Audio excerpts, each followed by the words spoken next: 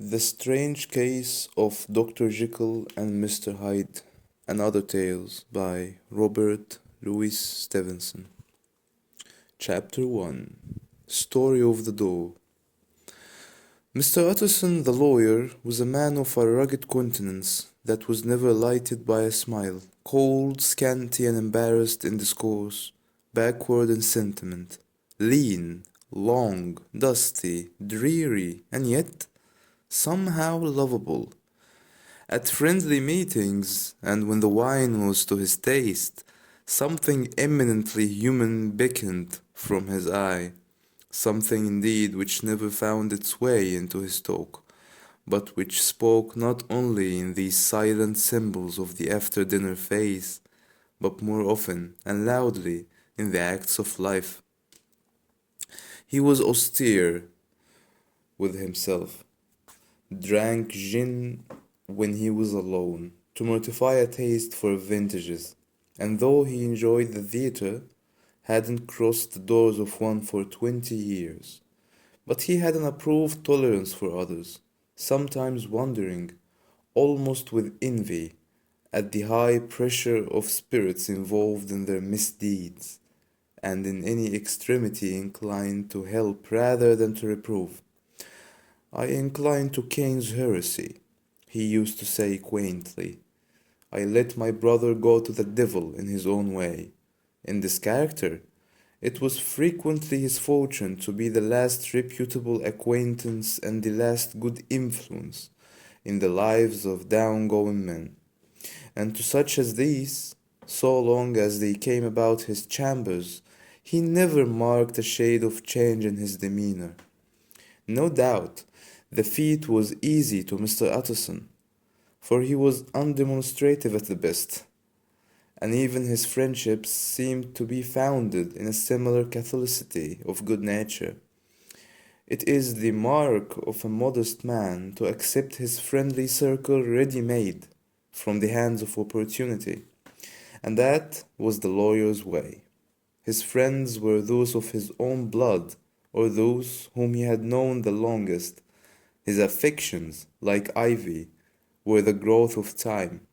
They implied no aptness in the object. Hence, no doubt, the bond that united him to Mr. Richard Enfield, his distant kinsman, the well-known man about town. It was a nut to crack for many, what these two could see in each other, or what subject they could find in common. It was reported by those who encountered them in their Sunday walks that they said nothing, looked singularly dull, and would hail with obvious relief the appearance of a friend. For all that, the two men put the greatest store by these excursions, counted them the chief jewel of each week, and not only set aside occasions of pleasure, but even resisted the calls of business, that they might enjoy them uninterrupted.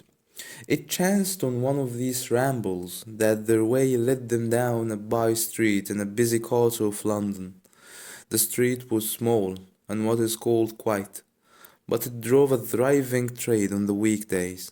The inhabitants were all doing well, it seemed, and all emulously hoping to do better still, and laying out the surplus of their gains in coquetry, so that the shop fronts stood along the thoroughfare with an air of invitation, like rows of smiling saleswomen.